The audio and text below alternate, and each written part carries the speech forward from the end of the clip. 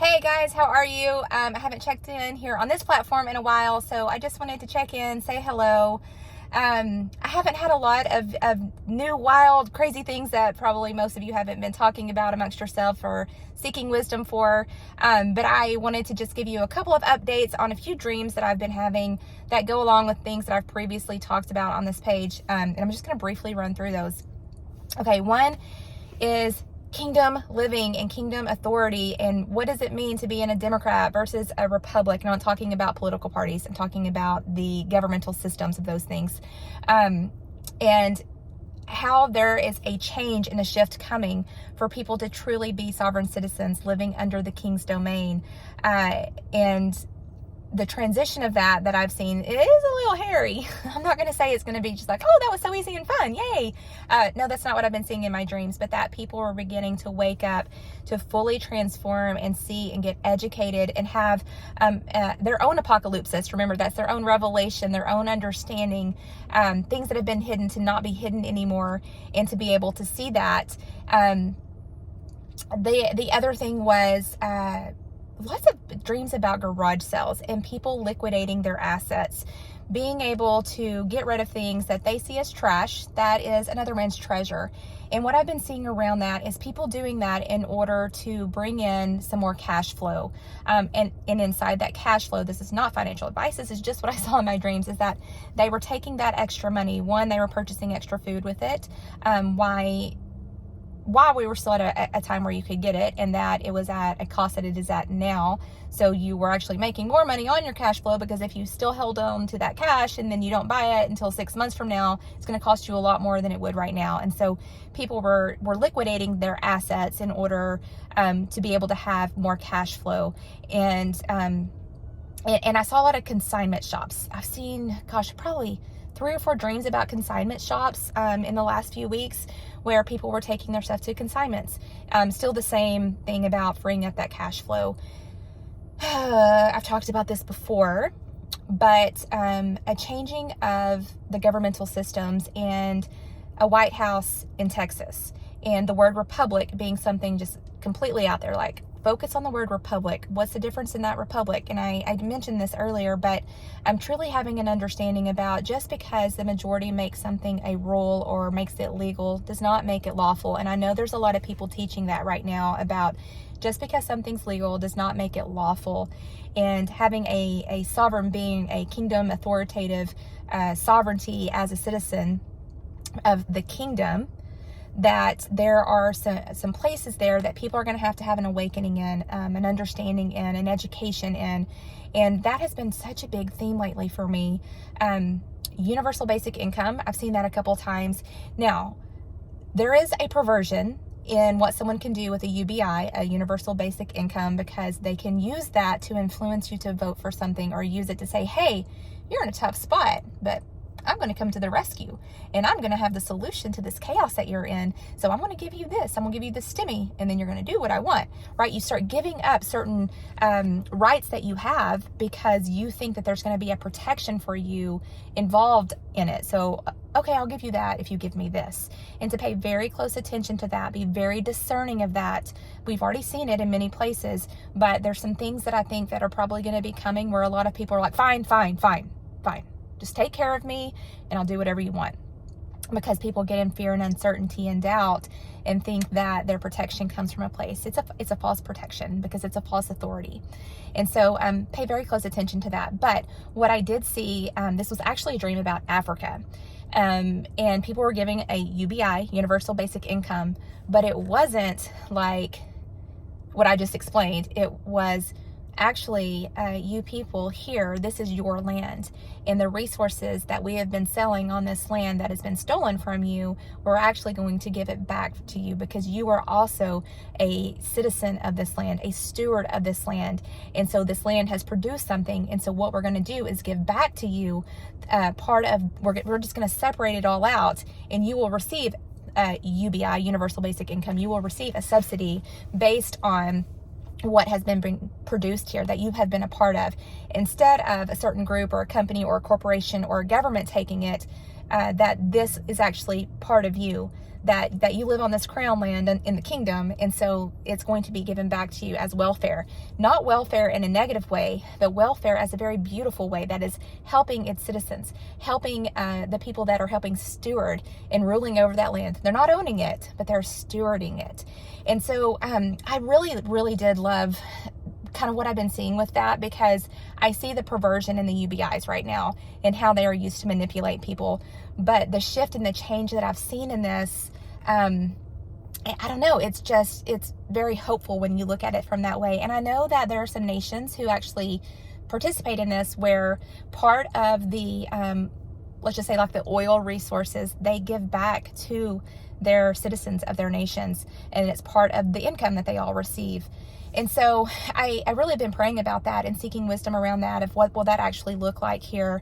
But we have to be very discerning and cognizant of how that's packaged, so that you're not giving up your rights in order to receive, that you are not allowing just the printing of excess funds that's going to actually harm us down the road, because that's what's happened now.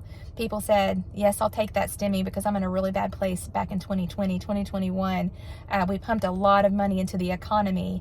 But what happened because of that? We are in a time of highest inflation that we've had in 40 years, and it's going higher and higher and higher. It's going to start affecting the housing market, credit cards. That's what's going to happen. The first thing after they raised the rates last week from the Federal Reserve here in America. And then you've got, food and oil and gas, and you've got the truckers who are talking about diesel and how high it is right now. And then you've got the supply chain issues. And so you see how that, when people said, yeah, give me that stimmy. But what's happened because of that? What's happened with our money? And is it a systematic destruction of the financial system that we've always known? We know that those things are coming. We know that there are plans in place, and we have to be very smart and looking at the ways to protect ourselves in it, and we're going to be given wisdom for that. So there's no fear in it when you're prepared, right? That's one of the things that I always talk about. All of my dreams, even when I see really bad things that normally used to would have scared me, I'm like, wait a second, I got to see this as a new opportunity, because in the fire, in the destruction, in the refining process, am I going to let it destroy me, or will I let it refine me? Will I see it as a new opportunity and learn from it while everyone else is chaotic and in the street? And I'm like, hang on a second, I got my sandals of peace on, and I'm going to sit in peace, and I'm going to seek wisdom here, because in this, I see a new opportunity of creating with the Creator, because I am a co-creator with Him, and He's going to show me what it is that I can do in this time and in this season. And so, what was the last one I was going to share? Oh, hydroponic gardening. I've had multiple dreams of people coming together and investing in hydroponic gardening. And I know that there's people that are already doing that, but I saw this on a more localized scale, like very localized groups where their farmers and their land and things like that were being hurt, because even if it's super, super hot outside, or you have no sun, or you've had, drought and things like that, you can still garden with hydroponic gardening. And I know that that is one solution that I have seen in dreams, that it's going to come forward at this time of the Shemitah cycle and this food supply issue, shortage. You can call it being done on purpose, or maybe you can be looking at it as a new opportunity, because maybe there's some things in our food that also need to be changed because it's not the healthiest for us. So it's like a perspective change and a shift of how will you see the reality in which you're stepping into. Will you view it as horrible, we're all going to hell, this world is just awful, and there's just no hope? Or will you look at it and go, I have renewed hope. I have eyes that see beyond the veil, because the veil is thinning right now. And the more that I seek, and the more I ask, and the more I research, and the more I question, and the more I say, I need the solution from a very heavenly, divine place, one that works in goodness for people, one that works in helping people and not destroying people, one that is in a righteous place. And I don't mean righteous from a religious standpoint, but I mean it from just a place of just good-hearted people helping out their fellow man in unconditional love with no conditions attached to it. It's like, can we get into that place of where things are unconditional? I don't care if you think like me. I don't care if you're like me. I still love you. And through my actions, I'm going to show you what it means to unconditionally love. Now, I'm not saying that you don't have boundaries set up around things or people taking advantage of or anything like that, because you always have to be protective of yourself and your family, right? But what type of fruit will you allow to come out of your life when you see the chaos around you, when the wind is literally, you're standing in the middle and you feel like you're in an open field and you feel like the tornadoes all around you and you're like, ah, you can't see. And it's like, can I push my hair back and can I see? When everyone else is in chaos, can I stand still and go, what have I already seen? What have I been shown? And what do I know to be true? And then stand on that foundation as all the systems are crumbling around you, as you see them coming down so that they can be rebuilt in a place that is for the best of all of us. And as we move in from one system into another system, let's make sure that we're not just changing the name of the system, but keeping the same system, but that we're actually operating in a place that is beneficial, that is helping people, that is, it's based in love. Like, I know that sounds so cliche, but when you do things out of your heart and love for your fellow man, it changes the world. And I think is it Albert Einstein that says it's like the ones that are the craziest people are the ones that think that they can change the world. And it truly is. It's like, are you going to be the craziest one in your realm of influence that thinks, well, I can change this whole world? Because the second that you set your mind on that and you're like, yeah, I'm going to do it. I'm going to do that thing. Yep. And because I did that thing, I changed my whole atmosphere. I changed my whole family. I changed all the dynamics around me. I went into my atmosphere and I took my light and all of that darkness that was around. The second I stepped in there, the whole dang place shifted, and there's something new here because there's new opportunities coming. So I think that's all I'll share for today. I've had a few other dreams that I'm still sitting with, processing, thinking about, asking questions about. And so as some of that, comes forward, some of them I'm really confused about. And so I know the revelation will come. But as that does, I'll share with you guys here. So I hope you all are doing well. Drop me a comment, say hi.